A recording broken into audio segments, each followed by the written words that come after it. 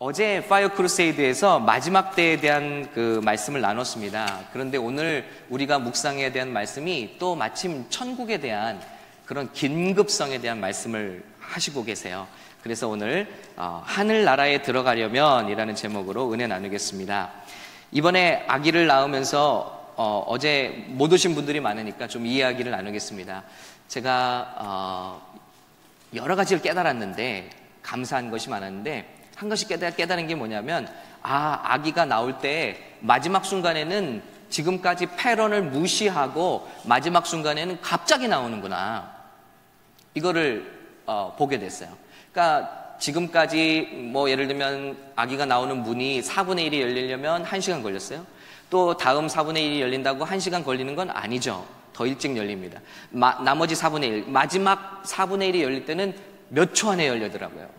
그래서 여러분이 기도를 해주셔서 그런지 의사가 와서 힘 한 번 주면 낫겠네 하더니 힘 주세요 하니 한 번 힘 주고 그냥 나왔어요. 그러니까 아기가 나오는데 불과 나오는 시간은 2초? 3초 만에 그냥 나온 거예요. 그 열리기까지는 시간이 계속 누적되고 지루해 보이기도 하고 예측할 수가 없어요. 그런데 하나님의 말씀 보니까 데살로니가 전서에 마지막 때 주님이 오시는 것이 마치 이렇게 아기를 임신한 여인에게 해산의 고통이 이르러서 아기를 낳음과 같이 그렇게 갑작스럽게 오신다는 거예요. 그 말씀이 저는 팍 이해가 되더라고요. 대략 알죠, 우리는. 10개월 정도면 나오겠구나. 그런 예상은 해요. 그러나 그 아이가 이렇게 태어나는 순간은 아무도 예측할 수가 없는데 그 순간은 우리가 생각하는 예측을 깨뜨리고 온다는 겁니다. 그러니까 이 말씀은 예수님이 오실 때 많은 징조들이 있어요. 그런데 이 징조의 마지막은 우리가 지금까지 이 정도 걸렸으면 앞으로 이 정도 걸리겠지 하는 예상을 깨뜨리고 오신다는 겁니다. 도적같이 오신다는 거예요. 그래서 멸망의 날이 suddenly, 호련히 임한다는 것입니다. 그러므로 그 마지막 때를 준비하라고 우리에게 경고하셨습니다. 그 말씀이 마음에 와닿았어요. 그래서 어제 징조들을 나눴습니다. 오늘 컬럼에도 실었는데 예수님 오실 날이 지금 매우 가까이 왔다는 것입니다. 첫 번째는 망했던 이스라엘의 멸망과 이스라엘의 그 회복을 예언하셨는데 이루어졌습니다. 이후로는 우리가 정말 말세지말이라고 말해도 좋은 때인 것입니다. 예수님의 말씀이 이스라엘은 짓밟힐 것이고 이방인들에게 흩어져서 종살이를 할 것이고 그리고 떠돌이 생활할 것이고 그리고 이방인의 구원받은 수가 차게 되면 다시 나라를 회복하게 될 것이다. 분명히 예언하셨어요. 그런데 1948년에 이스라엘은 정말 기적과도 같이 2000년이나 나라 없이 떠돌던 그들이 나라를 회복했다는 것입니다. 이 말은 무슨 의미냐면 이방인의 구원의 수가 찼다는 것을 의미하죠. 마지막 때가 가까이 왔다는 것을 말하고 있습니다. 그리고 영적 혼란이 있을 것이라는 것을 말씀하셨고 그런 일들은 지금 우리 가운데 극심하게 일어나고 있고요. 전쟁과 자연재해가 기근과 지진이 곳곳에서 일어납니다. 예전에는 일어나던 곳에만 일어났던 것이 이제는 전 세계를 불문하고 우리 대한민국도 안전지대가 아닙니다. 이런 거를 볼 때 우리가 고개를 들어라, 깨어라 하고 예수님은 말씀하셨습니다. 그리고 무엇보다도 요한계시록은 마지막 7년의 환란 그 기간 동안에 적그리스도가 등장할 텐데 적그리스도는 세계를 통합하는 리더십을 가질 것이며 그에게는 영적인 연설의 능력이 뛰어날 것이고 그가 입에서부터 능력 있는 말을 통해서 사람들의 마음을 사로잡을 것이고 그에게는 권세와 힘이 있어서 모든 나라를 그 사람이 통치하게 될 것이다. 그리고 중요한 것은 그때 7년 환란기 때 예수를 믿고자 하는 사람들 또 유대인들을 굉장히 핍박할 것이다 라는 것을 예언하고 있습니다. 여러분 이런 것이 갑자기 그냥 일어나진 않겠죠. 그런데 굉장히 가까이 왔다는 것을 우리 아셔야 된다는 것입니다. 어제도 나눴습니다만 마침 어제 제가 영상을 본 거예요. 페이스북을 만든 어떻게 발음하는 거예요? 마이크 주커버거? 주커버거? 네. 그분이 하버드 대학에서 졸업 연설을 했는데 하버드 출신이잖아요. 그런데 저는 깜짝 놀랐어요. 여러분, 그냥 페이스북을 만든 게 아니에요. 페이스북을 만든 이유가 분명히 있고 그의 앞으로의 목적을 포부를 얘기하는데 민주주의를 발전시켜서 온 지구촌 세계가 온라인으로 투표하는 한 세상을 만들겠다는 거예요. 이게 그가 분명히 어제 밝힌 내용입니다. 그리고 모든 인간의 목적과 꿈이 이루어지는 세상을 만들겠다. 대단하지 않습니까, 여러분? 거기에 막 열광하고, 여러분, 우리 하버드 출신들 자신의 목적과 꿈만을 위해서 살지 말고 우리 다 같이 이 인류의 이 환상, 이 꿈을 이루기 위해서 우리 다 같이 노력합시다. 열광합니다. 정말 놀라운 일이거든요. 그의 단기 목표는 전 세계를 인터넷으로 하나로 만드는 거예요. 그래서 저 아프리카에도 무인 정찰기 같은 드론을 띄워서 태양열로 움직이는 드론을 띄워서 인터넷을 뿌려주는 것입니다. 그래서 온 세계가 하나로 되어지는 것이죠. 말했잖아요. 온라인으로 모든 사람의 의견을 듣고 모든 사람의 투표를 통해서 움직이는 세상. 그 세상이 바라보는 한 지도자. 이것이 바로 적그리스도의 출현을 앞두고 있는 것이 아니고 무엇이겠습니까? 우리가 생각하는 것보다 굉장히 앞에 와 있다는 것입니다. 그리고 계시록에서 그 적그리스도는 바로 오른손과 이마에 666이라는 짐승의 표를 만들고 짐승을 경배하지 않는 자는 핍박하고 아무것도 경제활동을 할 수 없도록 만들어버린다고 그랬습니다.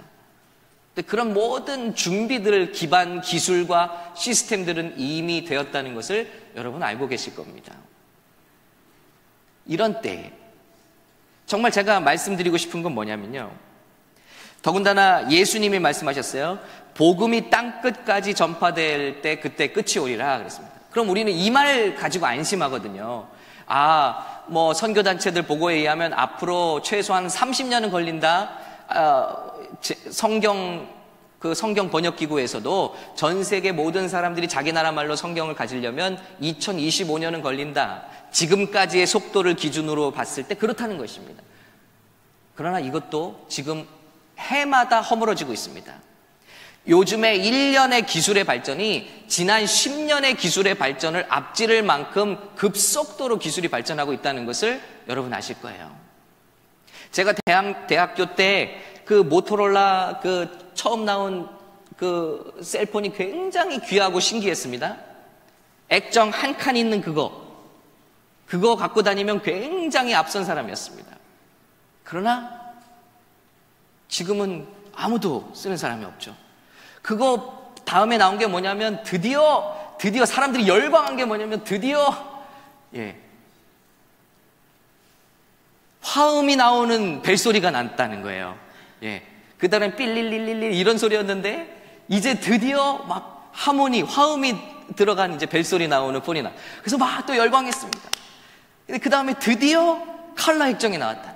여러분 어떻습니까? 지금은 그 모든 것이 우스울 정도로 불과 십수년밖에 안 된 일인데 아주 오래된 이야기처럼 우리가 이야기하고 있습니다. 지금 1년이 과거의 수십 년의 기술을 맞먹는다는 것입니다. 이런 상태라면 온 세계가 자기 나라 말로 복음을 듣거나 인터넷을 통해서 듣거나 자기 나라 말로 번역된 것을 듣거나 어제도 말씀 나눴어요. 유튜브에 여러분 제 설교를 보시는 분이 있다면 클릭해 보세요. 자막 누르면 한글 자막 누르잖아요. 그럼 구글에서 그 제공하는 기술력에 의해서 바로 딕테이션이 됩니다. 발음이 거의 정확해요. 그래서 자막이 정확하게 나와요. 여러분 호기심에서 영어로 한번 해보신다면 미국 사람들이 이 사람이 도대체 뭘 떠들고 있나 한번 영어로 클릭해보면 자막이 순간순간 통역까지 돼서 대강 나옵니다. 무슨 말을 하는지 알아들을 수 있어요. 페이스북을 보시기 바랍니다. See Translation이라는 버튼을 누르면 그 순간으로 그것이 번역된 말이 쭉쭉쭉 나옵니다. 예전에 이런 기술은 전혀 상상하기 힘들었습니다. 이 기술은 아마도 전 세계 말을 번역하고 통역하는 기술은 수십 년이 가야지 나올 것이다 했지만 이제는 우리 눈앞에 와 있습니다. 뭘 말하고 있느냐 지금. 굉장히 앞에 와 있습니다. 그리고 이 마지막 단계에 아기가 나오는 것처럼 주님은 정말 서든리 우리에게 임하신다는 것입니다. 그래서 오늘 예수님은 우리 산상수훈 가운데 중간에 우리에게 말씀하시기를 이 천국의 긴박성과 이 천국에 들어가는 것이 얼마나 중요한 것인지를 우리에게 오늘부터 쭉 이 오늘 본문에서 말씀하고 계신 거예요. 자, 첫 번째는요, 그 하늘나라에 들어가려면 그 나라를 정말 사모해야 된다는 것입니다. 오늘 말씀 보세요. 만일 내 오른 눈이 너를 실족하게 하거든 빼어내버리라. 자꾸 눈이 죄를 짓게 해서 하나님 나라에서 멀어지게 하거든 눈을 빼어버리라. 여러분, 진짜 빼어버리는 말은 아니고요, 손을 잘라버리는 말은 아니고요, 그만큼 천국에 가는 일은 우리에게 매우 시급하고 중요한 일이 돼야 한다는 것입니다. 세상에서 한눈 갖고 살면 얼마나 힘들어요?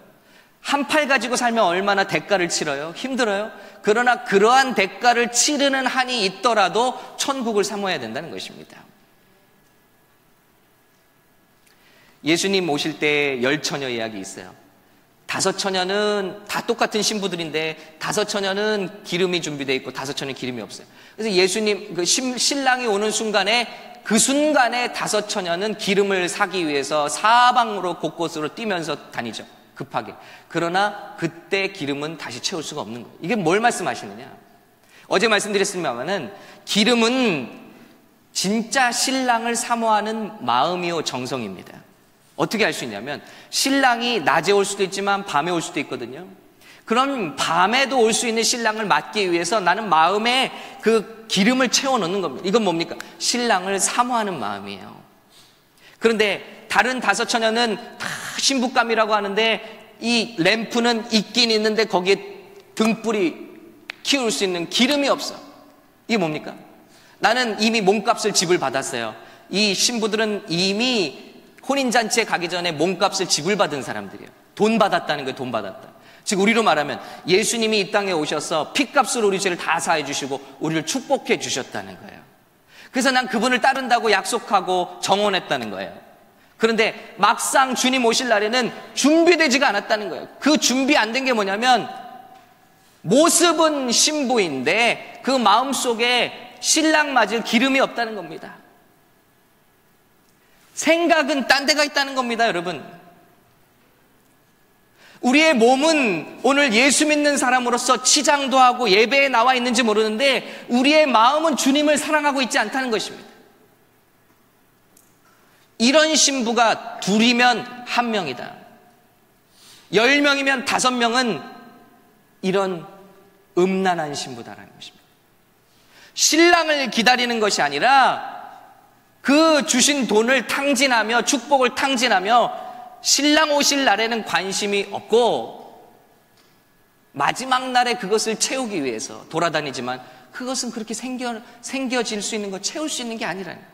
자, 저와 여러분이 오늘 예수님이 오신다, 준비되셨습니까? 라고 했을 때 아니요, 아직이요. 그러면 막상 주님이 오시는 날 그때서야 준비할 수 있는 건 아니라는 겁니다. 예수님 사랑하는 마음이 예수님 오시면 그때 가질 수 있는 그런 마음이 아니라는 겁니다. 오늘 우리가 주님 앞에 준비되지 않았으면 내년도 준비되지 않을 것입니다. 이것은 사랑하는 마음이라는 거예요. 주님을 향한 마음, 천국을 향한 마음. 지금 우리 가운데 그런 사모함과 간절함이 없다면 죄송하지만 둘 중에 하나, 내어 쫓김을 당하고 슬피 이를 갈미 있는 그쪽에 속할 수가 있다는 것입니다. 등불은 있는데, 램프는 있는데 주님 오실 때 나는 너를 모른다, 너는 음란한 신부다, 버림받을 수 있다는 것입니다. 그러니 주님의 오늘 말씀이 귀하지 않습니까? 어느 정도로 사모해야 되냐면, 이 땅에서 어떤 대가를, 이 땅에서 어떤 재미를 누리지 못할지라도, 이 땅에서 어떤 유혹을 다 뿌리칠지라도 천국을 가는 것은 이렇게 중요한 것이다. 눈이 하나가 없어지더라도, 손을 하나 잘라내더라도 이렇게 사모해야지만, 너희가 어린아이 같이 되지 않으면 천국에 갈 수 없다. 어린아이는 어떻습니까? 우리보다 순결하나요? 아니요. 어린아이는 우리가 똑같이 죄인입니다. 주님이 말씀하신 어린아이들은 천국을 저들이 갖고 싶어하는 것을 온몸을 다해 사모합니다. 저희 노아도 아무튼 갖고 싶은 게 생기면 포기하지 않고 졸리는 거예요. 아침부터 저녁까지. 예. 이게 바로 뭔가 매달리는 거예요. 그것만 생각하는 거예요.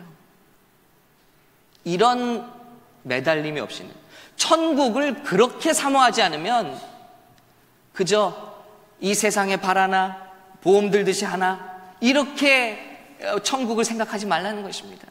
어떤 대가를 치르더라도 그 나라를 들어가고자 하는 열망과 사모함이 있어야 할 것이다. 여러분, 저와 여러분에게 저 정말 이번에 깨달은 게 많습니다. 우리 교회는 사람들 많이 모으는 교회가 될 것인가, 아니면 하나님께서 모아주신 사람들을 다 천국으로 인도하는 교회가 될 것인가. 우리 주님이 마지막 날에 저를 심판하실 때 너 얼마나 사람 모았냐, 너 얼마나 눈에 띄는 사역했냐, 이 요한계시록의 교회들 다 주님께서 심판하신 거 보니까 다 네 행위가 괜찮았다, 네 행위가 처음부터 많았다, 그러나 내가 내게 책망할 게 있으니. 다 뭘 말씀하시냐, 네 안에 사랑이 없다, 네 안에 참 회개가 없다, 내 안에 참 열매가 없다는 것입니다. 주님은 우리의 직분이나 우리의 봉사나 우리의 드러나는 모습이 아니고 우리 중심을 보시는데, 과연 어떻게 심판받을 것인가. 간절히 바랍니다. 우리 모두는 주님께서 이렇게 간절히 말씀하고 계십니다. 오른 눈이 실족하거든 빼어내버릴 정도로, 내 오른손이 실족하거든 찍어버릴 정도로 천국을 사모하는, 즉 우리 예수님을 사랑하고 사모하는 우리 귀한 샘물교회 공동체 되시길 예수 이름으로 축복합니다. 그리고 나서 이제 말씀하시는 거예요. 자, 천국에 들어갈 때 우리는 또 어떤 하나님의 사람들이 되어야 할 것인가. 마태복음 5장 31절 32절 같이 읽어보겠습니다. 또 무엇을 우리에게 요구하고 계신지, 말씀하고 계신지요. 읽습니다. 또 시작. 또 일러스되 누구든지 아내를 버리려거든 이혼 증서를 줄 것이라 하였으나 나는 너에게 이르노니 누구든지 음행한 이유 없이 아내를 버리면 이는 그로 간음하게 하며 또 누구든지 버림받은 여자에게 장가드는 자도 간음함이니라. 예, 이게 어떻게 그게 연관이 되냐고요? 자, 우리 예수님께서 하나님의 나라 백성으로 살기 위한 율법을 주시는 게 산상수훈이거든요. 근데 너희가 법만 잘 지키면 천국을 간다고 믿느냐? 하늘나라 백성이 된다고 믿느냐? 이걸 다 깨뜨리시는 거예요, 하나씩. 자, 율법에는 너희가 이혼 서류만 잘 써주면 합법적으로 이혼을 할 수 있다고 했다. 근데 나는 너에게 말한다. 이런 음행한 이유 없이 아내를 버리는 자는 간음하게 하는 죄를 짓는다. 안 된다는 거예요. 합법적이지만 하나님의 법에는 맞지 않는다는 것입니다. 이 나라 문화를 좀 우리가 살펴볼 필요가 있는데, 유대인들은요, 아내가 남편에게 이혼해달라고 할 권리가 없습니다. 남편만 아내를 버릴 권리가, 이 유대인들 사회에서 여인들은 물건과도 같아요. 그래서 이혼 서류, 마음에 안 들면 이혼 서류만 써주면 합법이 돼요. 그리고 버리는 거예요. 어떤 이유로 버리냐면, 여러 가지 이유가 있는데 참 너무나 안타까운 이유죠. 실제로 처녀로 시집 오지 않은 경우 버릴 수 있다. 또 이런 경우도 버려요. 요리를 잘 못하는 경우 버릴 수 있다. 여기 버림받으실 분들 있죠. 그러니까 여러 가지 이유를 세워서 이혼 서류만 써주면 버릴 수 있는 거예요. 그러니까 하나님의 백성이다, 우리는 하나님의 택한 백성이다 자부하고 자랑하는데, 예수님 보실 때는 이건 하나님의 백성 아니라는 거예요. 누구든지 일러스되는, 너희가 서로 말할 때 모세의 율법에는 아내를 버리려거든 이혼 증서를 쓰면, 여러분 버림받은 여자는 어떻게 됩니까? 이스라엘에서 여인들에게는 소셜 시큐리티가 없어요. 어디 가서 억울함을 하소연할 수도 없어요. 무슨 보험금을, 어떤 보장을, 액을 받을 수도 없어요. 그냥 친정 부모에게 쫓겨가서 살던가, 아니면 구걸하는 과부가 되어서 살 수밖에. 그래서 과부는 굉장히 힘든 것입니다, 이스라엘 문화에서. 그래서 교회가 과부와 고아를 돌보는 것입니다. 그런데 이스라엘 사람들은 하나님 나 법 지키잖아, 나는 하나님 나라 백성이라고. 여러분 어때요? 예수만 잘 믿으면 되잖아? 나는 세상에서. 근데 주님의 말씀은 억울한 사람 만들지 말라는 겁니다. 하나님께서 보고 계시며 하나님께서 그것을 원치 않으신다는 것입니다. 억울하고 아픈 사람 만들지 말라는 것입니다. 세 번째는요, 우리에게 진실하라 말씀하세요. 우리 33절부터 또 읽을까요? 또 시작. 또 옛사람에게 말한 바 헛 맹세를 하지 말고 내 맹세한 것을 주께 지키라 하였다는 것을 너희가 들었으나. 자, 율법엔 그렇습니다. 헛 맹세하지 말고, 자, 맹세하면 서원하면 지키고, 또 때로는 하나님 이름으로 이렇게 서원을 약속을 하기도 합니다. 그러나 예수님 말씀하시기를 나는 너에게 이르노니 도무지 맹세하지 말지니 하늘로도 하지 말라 이는 하나님의 보좌요 땅으로도 하지 말라 이는 하나님의 발등상이며 예루살렘으로도 하지 말라 이는 큰 임금의 성이요 내 머리로도 하지 말라 이는 내가 한 터럭도 희고 검게 할 수 없음이라. 자, 37절 같이 읽을까요? 시작. 오직 너의 말은 옳다 옳다 아니라 아니라 하라 이에서 지나는 것은 악으로부터 나느니라. 여러분, 예스면 예스, 노라면 노, 그냥 정확히 그렇게 얘기하라는 것입니다. 마음속은 노인데 입으로는 예스 하지 말고 입으로는 예스 해놓고 마음으로는 노 하지 말라는 것입니다. 진실하라는 것입니다. 아무것도 헛된 입으로 맹세하지 말고 주님 앞에 진실하고 사람들 앞에 진실하라는 것입니다. 이것이 하늘나라 백성의 면모다. 우리 얼마나 그럴 때 많아요. 마음은 아는데 입으로 다르게 얘기할 때. 말씀을 드리니 이 복음은 나에게 해당됩니다. 하나님, 나는 죄인입니다. 나는 정말 회개가 필요하고. 한번 이번에 예를 들어볼까요? 이번에 침례를 받는데 말씀을 드리니 나는 세례를 잘못 받았네. 나는 그냥 등 떠밀려서 받았네. 나의 이 세례는, 나의 침례는 고백이 없었네. 참된 고백이 없었네. 그러면 나는 주님 앞에 정말 고백해야 됩니다. 그런데 입으로는 뭐죠? 제가 장로입니다. 제가 목사입니다. 이렇게 하지 말라는 것입니다. 마음에는 지금 회개해야 되는데 체면 때문에 입으로는 다른 말이 나올 수도 있습니다. 주님 앞에 예스면 예스, 노면 노. 아무도 심판하지 말고, 아무도 입술로 정죄하지 말고, 아무도 넘겨짓지 말고, 그리고 우리 상황에 대해서 주님 앞에, 사람들 앞에 말할 땐 예스면 예스, 노면 노, 이것으로 족하다는 것입니다. 우리 이번 대화의 기술을 배우고 있잖아요. 근데 우리 한국 사람들이 너무 힘든 게 뭐죠? 이게 안 되는 거예요. 내가 필요한 걸 말하면 되는데 필요한 걸 감춰놓고 다른 것으로 공격을 해버린다는 거죠. 그러니까 대화가 꼬여버리고, 어떤 분들은 그냥, 그리고 사람들이 분리의 원리 배웠죠. 사람들이 이게 힘들어. 그러면 너는 그게 힘들구나. 예스 하는 거, 예스. 공감해 주는 거예요. 근데 어쩌죠? 그럴 때 내 경험상 이렇게 기도했더니 이렇게 됐고, 자기 경험을 꺼내. 그리고 자기가 정죄하는 거예요. 나도 그런 거 다 겪어봐서 알아. 자기 얘기를 하는 거예요. 예스면 예스로가 받아주고 노라면 노라고 받아주라고 말씀하지 않아요? 이게 치유의 첫걸음이라고 하잖아요. 네가 힘들구나.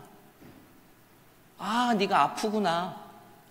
이렇게만 해줘도 되는데 우리는 그것을 내 이야기를 섞고 내 경험을 섞고 내가 하나님같이 되어서 해결해 주려고 하고 교만한 자의 자리에 앉는다는 것입니다.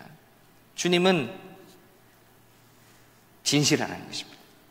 배고프면 배고프고, 기분 나쁘면 기분 나쁘고, 옳으면 옳고 아니면 아니라, 회개가 필요하면 회개가 필요하다고 하고, 죄를 지었으면 죄를 지었다고 하고, 그렇게 할 수 있으면 우리가 천국에 더 가까워질 수 있다는 것입니다.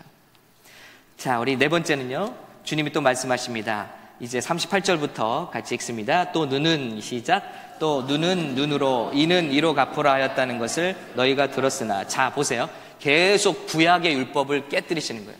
모세 율법에 뭐죠? 하나님은 십계명을 주셨고 또 리더들에게는 재판의 율법을 주셨어요. 지금 출애굽기 반에서 하고 있는 내용이죠. 그런데 그 율법 중에 하나는 눈을 다치게 했으면 눈을 상대방을 똑같이 다치게 하는, 이를 하나를 부러뜨렸으면 이를 똑같이 부러뜨리는 거야. 그 이상 하면 안 돼요. 그 이하도 하면 안 돼.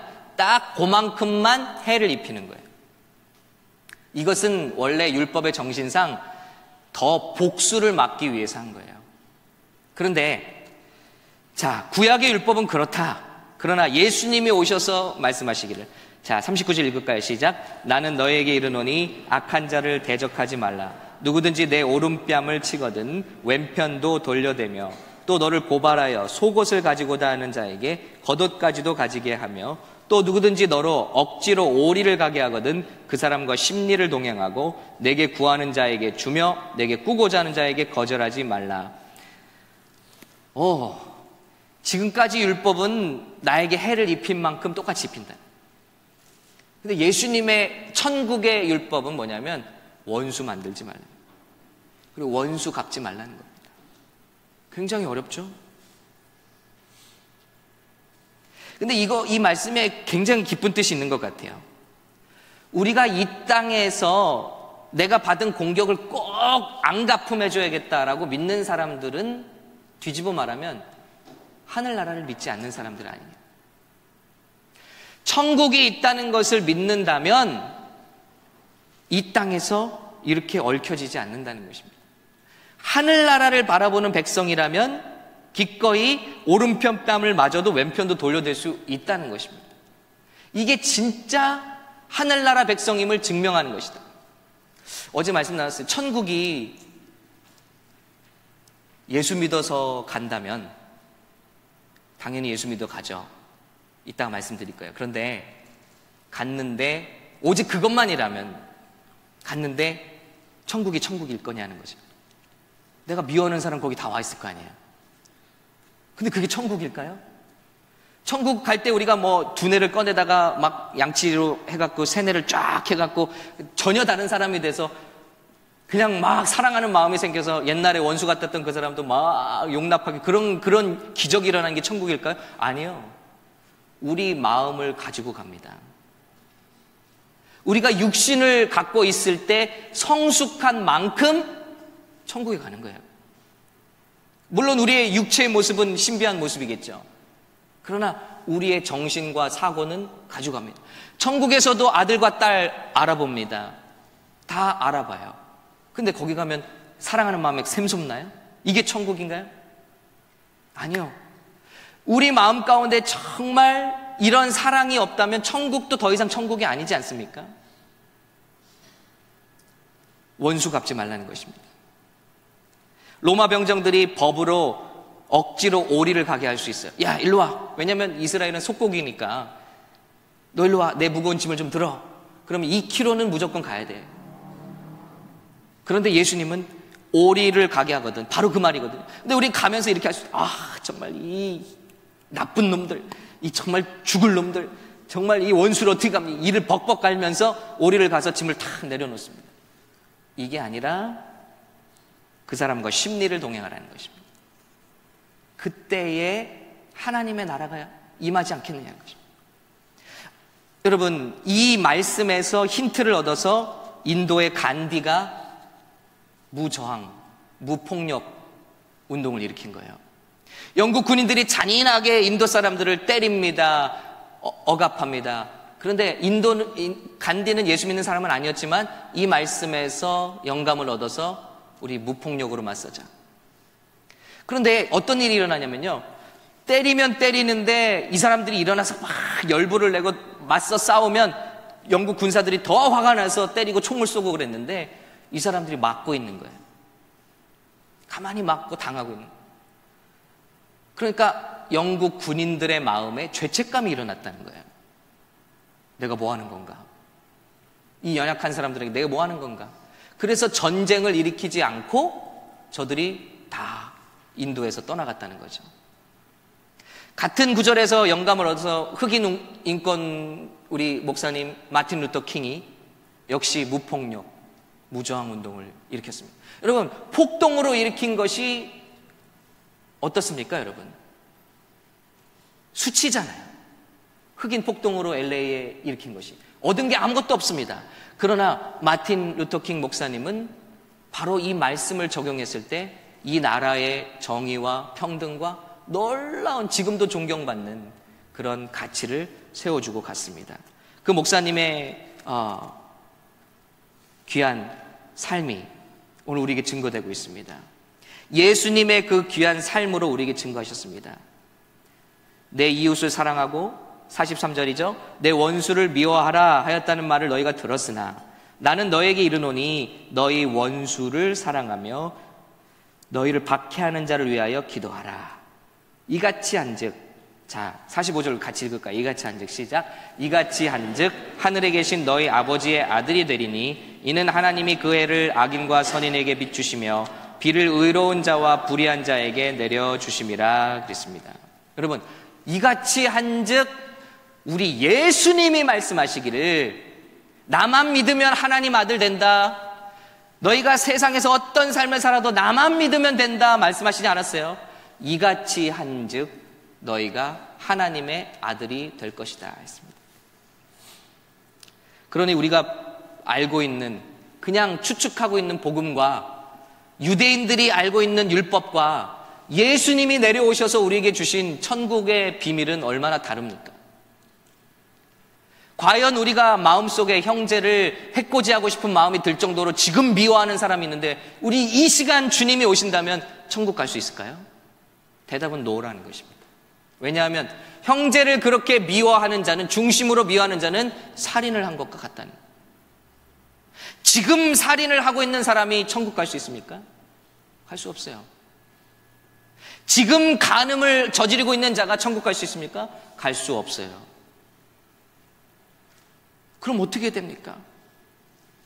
아니, 이 일을 어떻게 지킵니까?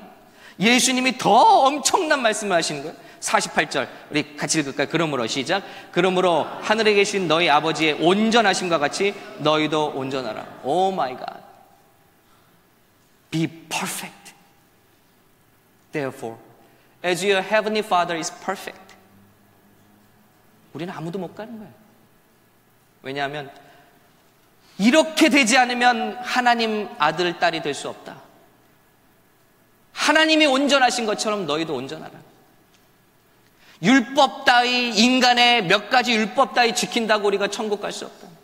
예수 믿는 신용 내고 예수 믿는 모양 낸다고 천국 갈 수 없다는. 온전하지 않으면. 온전하지 않으면. 어떻게 온전해집니까, 주님? 유다서에 말씀하시기를 이렇게 말씀하십니다. 능히 너희를 보호하사 거침이 없게 하시고 너희로 그 영광 앞에 흠이 없이 기쁨으로 서게 하시고, 우리를 흠이 없이 기쁨으로 서게 하시는 이 그가 누구냐? 곧 우리 구주 홀로 하나이신 하나님. 그분만이 우리를 그렇게 하실 수 있다는 거예요.